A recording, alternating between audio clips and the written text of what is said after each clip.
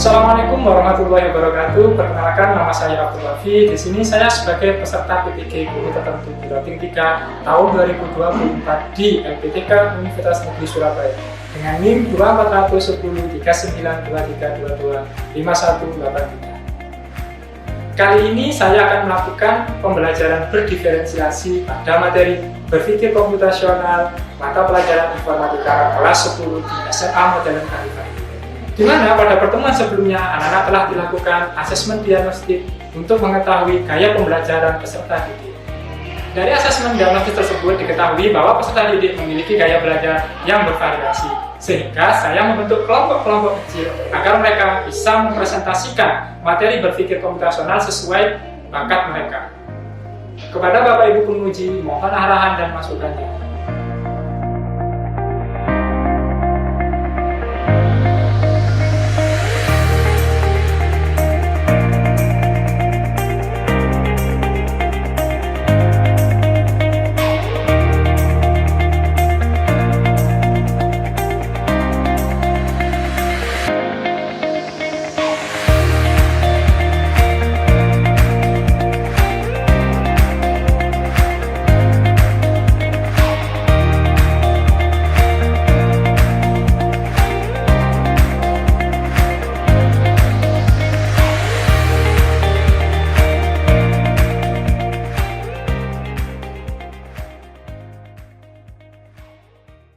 Assalamualaikum warahmatullahi wabarakatuh.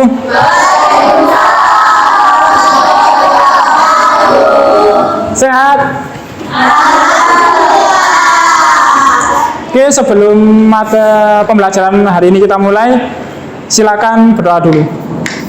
Bismillahirrahmanirrahim.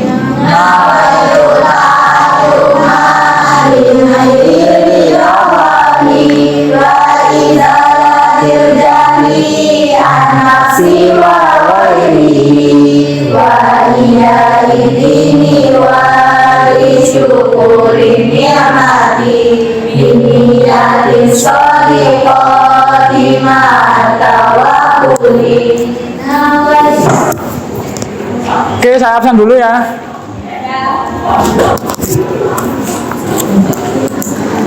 Afia, Alia, Amira, Cinta, Diva, Fatia, Hanin, Hesti, Hidayatus, Deiza, Nabila, Naila, Misrina, Radiana, Reynanda, Razana, Silvi, Sheryl, Fiona, Zelatul, Zema. Oke, masuk semua ya.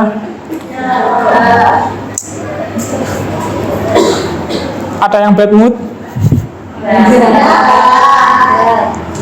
Mau ngapain kita? Presentasi apa?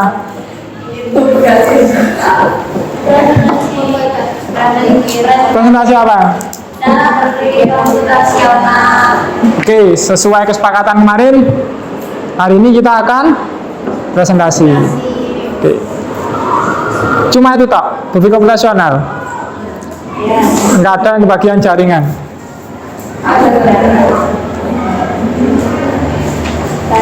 Enggak ada. Oke. Yuk, silakan bentuk ke kelompoknya masing-masing. Yang siap, kalian presentasi.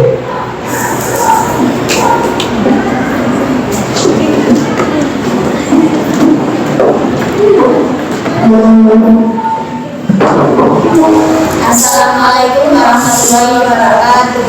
Waalaikumsalam warahmatullahi wabarakatuh.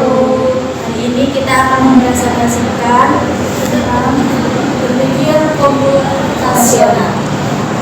Sebelum mulai presentasi, kita perkenalkan nama saya Cinta Diva. Perkenalkan nama saya Afia Nurulida. Saya Syarmala Syaramanani. Kita dari kelompok 1. Ini mempresentasikan tentang berpikir komputasional. Berpikir komputasional yaitu proses pemecahan masalah yang melibatkan beberapa langkah seperti mendefinisikan masalah, menguraikan masalah, merancang solusi yang dapat dieksekusi oleh komputer. Cara berpikir komputasional itu ada 4: dekomposisi, abstraksi, pengenalan pola, dan perancangan algoritma. Pertama ada algoritma searching atau algoritma pencarian merupakan algoritma dasar dalam pengolahan data. Algoritma ini berfungsi untuk menemukan nilai tertentu dalam sekumpulan data dan tipenya sama. Hasil akhir dari proses algoritma searching akan diperoleh dua kemungkinan, yaitu dapat ditemukan dan tidak dapat ditemukan. Di sini kami akan mengulas dua algoritma searching, yaitu ada linear search dan binary search. Linear search yaitu algoritma pencarian yang terbentuk pada suatu list. Kalau binary search yaitu metode pencarian data yang dilakukan dengan cara eliminasi linear dengan berulang untuk mencari hasil sesuai data yang diinginkan.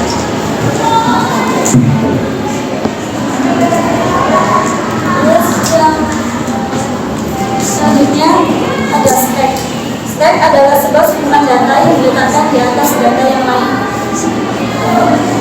Dan demikian stack adalah struktur data yang menggunakan konsep IFO. Pengurutan merupakan suatu permasalahan klasik pada komputasi yang dilakukan untuk mengatur akan suatu kelompok benda, objek atau individu menyebabkan mengikuti aturan tertentu seperti memberikan angka berbeda dari terkecil ke besar. Ada yang ditanyakan? Bagaimana cara berpikir komputasional dapat diterapkan di kehidupan sehari-hari? Proses pemecahan masalah yang melibatkan beberapa langkah seperti definisi masalah, menguraikan masalah, merancang solusi yang dapat dieksekusi oleh komputer. Yakin? Apa contoh di kehidupan sehari-hari? Ya, iya kan? Di kehidupan sehari-hari, contohnya berpikir komputasional. Kalau dari 4 hal itu, pernah nggak kalian melakukan itu? Cara berpikir komputasional apa?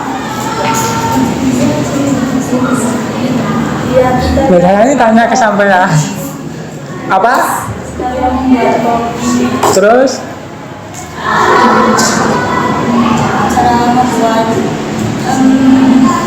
Cara membuat sesuatu, contohnya kayak cara membuat kopi, cara membuat mie, dan lain sebagainya. Selain algoritma, ada nggak yang sampean lakukan? Kayak dekomposisi, pengenalan pola, abstraksi.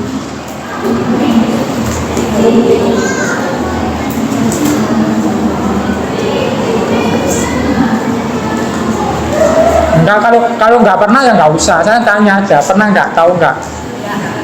Enggak. Yang lain?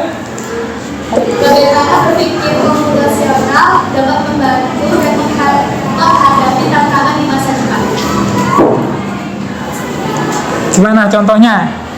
Jadi bagaimana sih peran penting berpikir komputasional itu untuk tantangan di masa depan? Apa?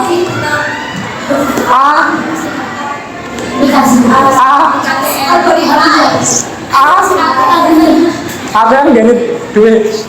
Apa?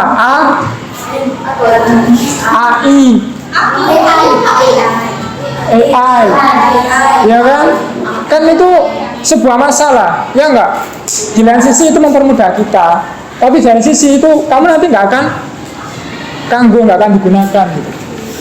Nah, bagaimana peran itunya gitu loh. Ini masih yang AI loh ya, belum nanti mungkin di masa depan akan ada teknologi baru atau hal baru. Kira-kira perannya berpikir komputasional untuk itu gimana? Kata ditabung aja dulu, dikantongi ya, nanti kalau saya ketemu dijawab ke temennya. Yang lain? Sudah? Oke.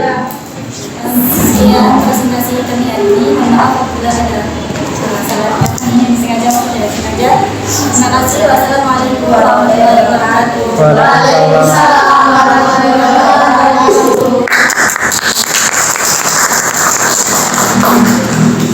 selanjutnya. Assalamualaikum warahmatullahi wabarakatuh. Waalaikumsalam warahmatullahi wabarakatuh. Jadi yang ini kami akan mempresentasikan tugas informatika, yaitu tentang berpikir komputasional. Sebelum memulai presentasi kami dengan memperkenalkan diri, saya adalah Junior Hamzah, saya adalah saya Hidayatul Hamzah. Kami akan mempresentasikan tentang berpikir komputasional.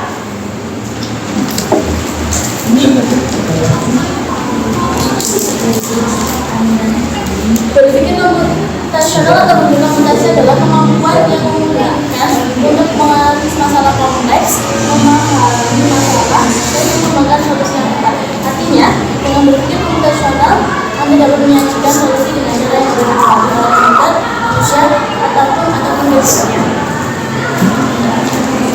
Dan ini berpikir komputasional. Komputasional adalah keterampilan yang mengkombinasi hampir setiap sektor industri, misal dari konsumen, bisnis, atau layanan publik, seperti perawatan kesehatan, pendidikan, serta minum dan sebagainya. Cara tujuannya adalah merancang riset teknologi untuk situs e-commerce akan melibatkan kemampuan untuk memecahkan masalah yang dihadapi oleh peneliti menggunakan teknik dekomposisi. Menerapkan berpikir komputasional untuk mengembangkan kemampuan berpikir komputasional berikut langkah-langkah yang perlu Anda lakukan ketika menghadapi masalah tersebut. Spesifikasi masalah, pemikiran yang sistematis, orientasi solusi dan evaluasi. Berpikir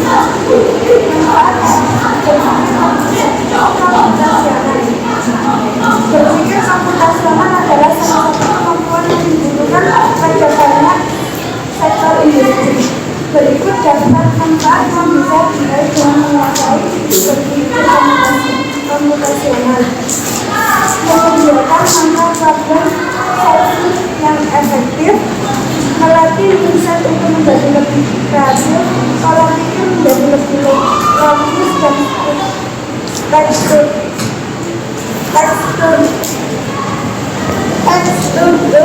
mendorong pekerjaan yang lebih profesional dan efisien. Pencarian atau searching. Algoritma searching atau algoritma pencarian merupakan algoritma dasar dalam mengulang data.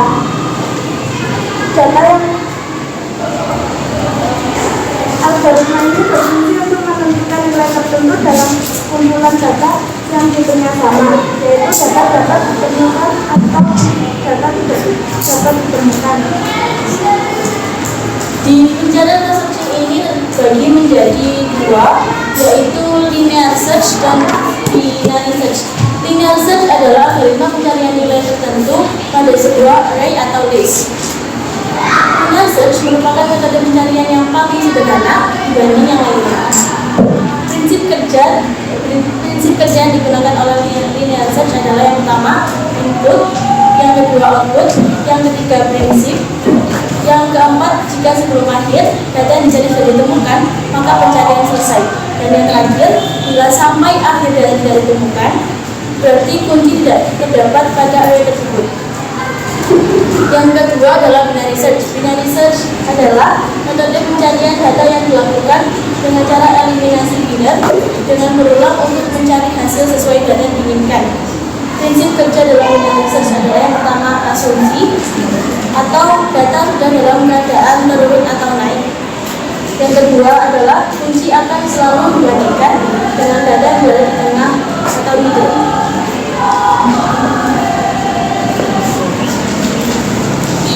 Sekian presentasi dari kami. Ada yang ditanyakan? Manfaat dari berpikir komputasional itu apa? Manfaat dari berpikir komputasional adalah melatih mindset untuk menjadi lebih kreatif. Jadi melatih mindset untuk lebih kreatif itu mengubah pola pikir yang awal karena teknologi yang sekarang lebih maju. dengan berpikir komputasional kita akan lebih bisa memanage teknologi tersebut dengan tidak sepenuhnya menggunakan teknologi. Yang lain?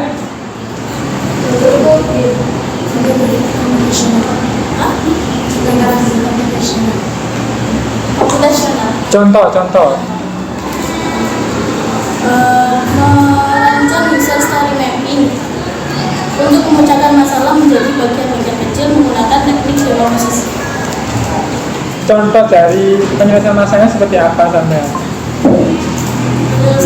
Misal nih, ini saya ada masalah seperti ini, bla bla bla bla bla gitu ya. Kalau saya menerapkan berpikir komputasional, berarti saya harus gini. Nah, apa contohnya itu seperti apa? Contohnya? Tidak berlebihan dalam menggunakan teknologi. Tidak berlebihan dalam menggunakan teknologi. Tidak berlebihan dalam menggunakan teknologi. Yang lain ada nanya lagi? Mengapa berpikir komputasional menjadi landasan informatika? Mengapa? Karena dalam landasan informatika itu adalah teknologi yang digunakan manusia pada zaman sekarang terutama. Jadi berpikir komputasional itu membantu kita untuk lebih berpikir secara kritis karena teknologi zaman sekarang yang mulai maju dan terutama anak muda zaman sekarang yang sulit memanage teknologi tersebut. Jadi dengan berpikir komputasional kita dapat mengerti ide-ide kreatif lainnya dan lebih bisa memanage teknologi sekarang. Oke. Assalamualaikum warahmatullahi wabarakatuh. Waalaikumsalam warahmatullahi wabarakatuh. Kami akan mempresentasikan tentang 4 pilar berpikir komputasional.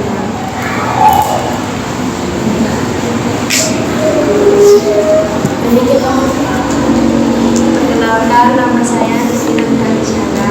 Saya Nengah Sasida. Saya Hanina Lepundita. Berpikir komputasional adalah metode pemecahan masalah yang menggunakan teknologi komputer atau informatika. Berikut 4 pilar berpikir komputasional. Yang pertama adalah dekomposisi, yaitu kemampuan memecah data, proses atau masalah menjadi bagian-bagian yang kecil atau menjadi aktivitas yang mudah digunakan. Yang kedua, dalam algoritma desain, yaitu menggunakan petunjuk pemecah masalah yang sama secara bertahap sehingga orang lain dapat menggunakan langkah atau informasi tersebut untuk menyelesaikan permasalahan yang sama. Pattern recognition merupakan kemampuan untuk melihat kesamaan atau bahkan perbedaan pola dan peraturan dalam data, nantinya akan digunakan dalam membuat prediksi penggunaan data. Yang keempat adalah abstraksi, yaitu melakukan generalisasi dan identifikasi visi-visi baru yang menghasilkan pola, tren, dan peraturan.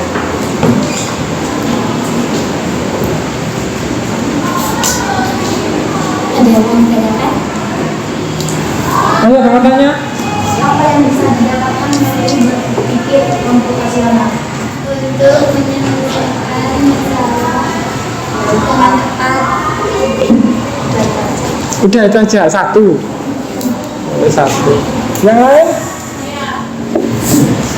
Fungsi dari berpikir komputasional dari bisnis itu apa? Menyusun urutan kemampuan menyelesaikan masalah menggunakan pikiran logis. Menyusun urutan langkah-langkah untuk menyelesaikan masalah menggunakan pikiran algoritmis. Udah, yang lain ada yang tanya? Sudah? Yakin? Yakin.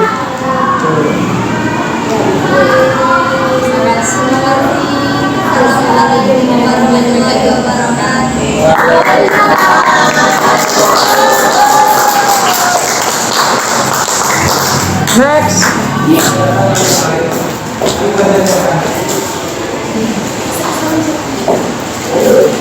Assalamualaikum warahmatullahi wabarakatuh. Sebelum kami presentasi, perkenalkan nama saya Razada Yusrina dan partner saya Bima Karina. Di sini saya ingin mempresentasikan tentang cara berpikir komputasional. Simak video kami dengan cermat. Jadi, di sini cara berpikir komputasional adalah dapat menangani masalah dengan cepat dan dapat dipahami oleh komputer, manusia atau keduanya. Tujuan berpikir komputasional adalah mengetahui dengan tepat apa yang harus dilakukan ketika berhadapan dengan masalah komputer. Dalam cara berpikir komputasional terdapat poin-poin yang harus kita mengerti. Satu, pentingnya berpikir komputasional, di mana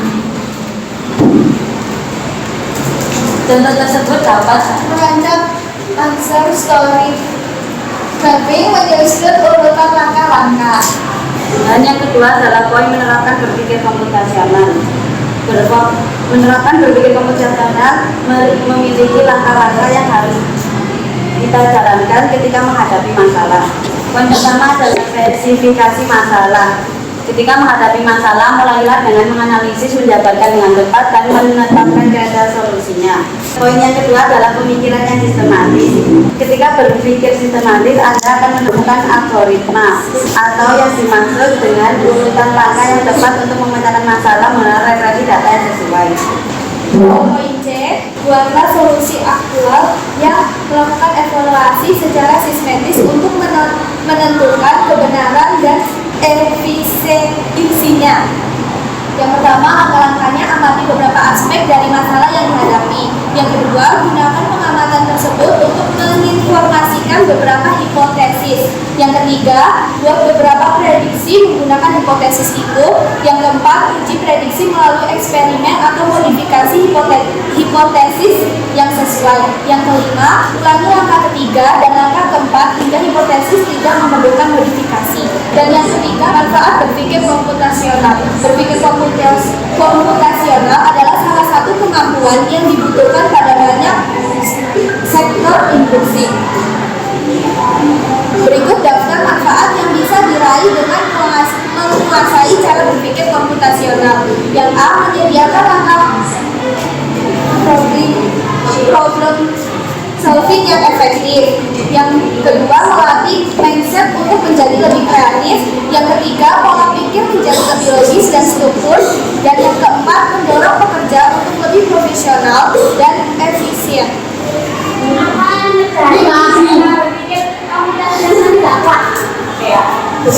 Seseorang akan kesulitan untuk mengamati masalah, mencari solusi, dan memecahkan masalah. Jadi kalau misalnya tidak berpikir komputasionalnya itu tidak kuat, maka memecahkan masalahnya itu juga sulit. Apa itu struktur data Data struktur penguatan adalah proses menyusun elemen-elemen data dalam urutan tertentu sehingga data menjadi terstruktur dan teratur. Ya, Apakah ada lagi? Ya, ayo. berpikir komputasional adalah metode untuk memecahkan masalah dengan menerapkan teknik ilmu komputer.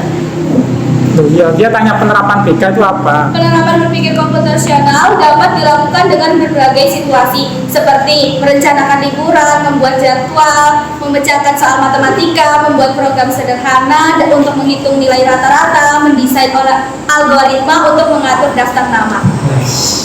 Paham?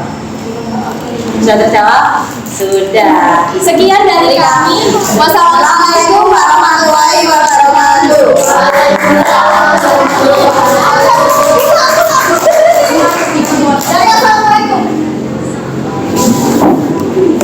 Waktunya kurang, loh, 35 ya? Kurang 5 menit ya? Oh nggak cukup ya? Gini aja wes cukup ini aja dulu. Sampai tolong mana flash disk yang semuanya tugasnya. Nah, sambil saya bagikan Apa from lembar refleksi.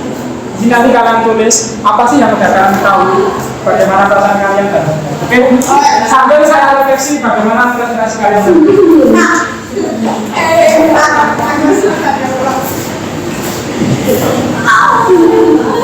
Kenapa? Iya, ini sendiri, Pak. Iya, Pak. Nah, sudah orang yang berapa beda-beda. Nggak usah tuan-tuan, nggak ada yang salah, nggak ada yang benar. Oke, sambil saya refleksi ya. Udah bagus cara kalian mempresentasikan, ya. Terus apa lagi tadi? Desain-desainnya ada lain.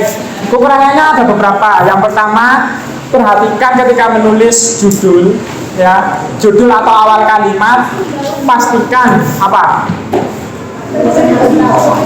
Huruf kapital. Tadi itu ada apa? Awal kapitalnya itu kurang. Terus materinya benar-benar sampai batasi, pastikan. Sama dengan menyampaikan apa? Kan BK itu terlalu banyak ya, bervideo profesional itu meluas. Hanya itu. Ada yang kayak Hani tadi cuma pilarnya saja.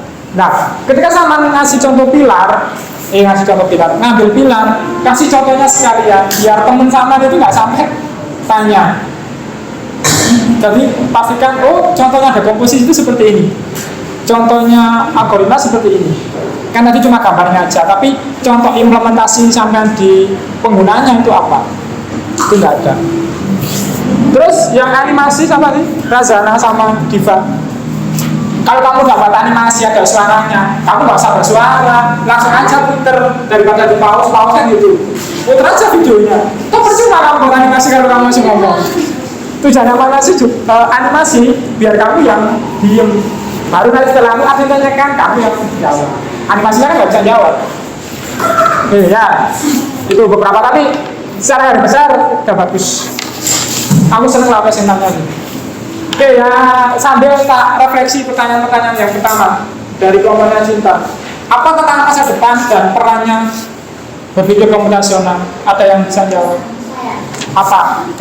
Otomatisasi, keamanan siber, kecerdasan buatan AI, kesehatan digital, pendidikan digital. Perannya apa? Kalau kita merujuk tadi cara berpikirnya ada berapa? Cara berpikir profesional ada berapa? 4. Ada dekomposisi, ada algoritma, ada abstraksi, dan ada penangkolan. Nah, dari 4 ini kita tuh bisa mengimplementasikan ke semua hal. Jadi kalau kita tanya perannya apa, ya banyak. Ya, tadi yang AI itu kan dia banyak algoritmanya tuh, ya enggak? Otomatis dia cara berpikir profesionalnya, dia menerapkan bagian algoritma itu. Terus apa lu? Dia bisa menerapkan dekomposisinya. Nah, si AI ini dia pecah. Oh, anak ini butuh suruh membuatkan lagu. Ya udah dia pecah lagu apa ya? Oh, dia requestnya lagu Malangan. Nah, si AI ini algoritmanya bekerja mencari mana yang lagu Malangan gitu ya. Dicari, kumpulkan jadi satu. Nah, nanti ketika ada orang membuat perintah suruh buat lagu Malangan lagi, AI ini udah punya namanya pola. Pengenalan polanya jalan. Jadi semua 4 komponen ini dia hampir digunakan. Kalau kamu tanya perannya, banyak di situ perannya. Kayak sampean peran di kehidupan sama sehari-hari, sampean nggak bisa ada komposisi sama algoritma. Bisa jadi manusia apa sama manusia bodoh kan gitu. Kenapa bodoh loh? Sampean mikir menyelesaikan masalah nggak bisa, sampean mikir mecah masalah nggak bisa, sampean mikir solusinya masalah sama nggak bisa. Kan berarti kita orang bodoh. Kan nggak mungkin kita orang bodoh kan gitu. Sebodoh-bodohnya manusia diciptakan, pasti dia masih punya solusi. Ya kan? Terus sampean mentok nggak bisa apa-apa, pasti ada solusinya. Ya nggak? Contoh manusia hidup geduk, apa namanya, stres dan lain-lain. Solusinya dia biar nggak stres hidup gimana? Bunuh diri kan dia.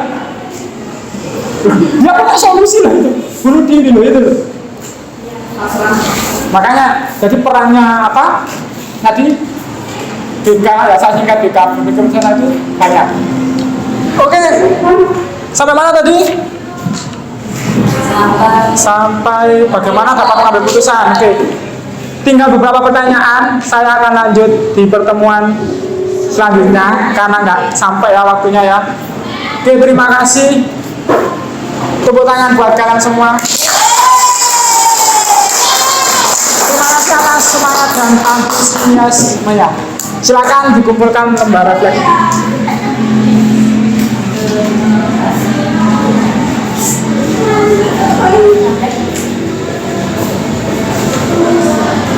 Oke, sebelum saya akhiri, silakan mimpin doa dulu.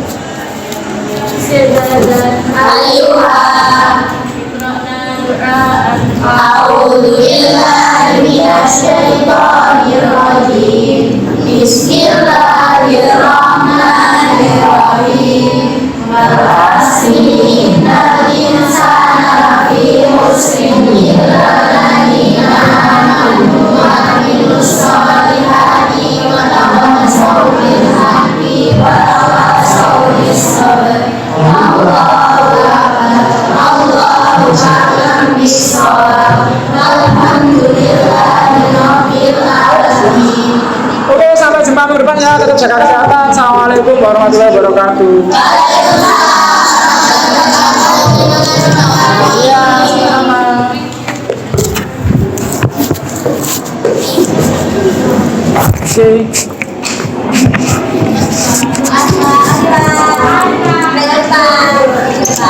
See you next game.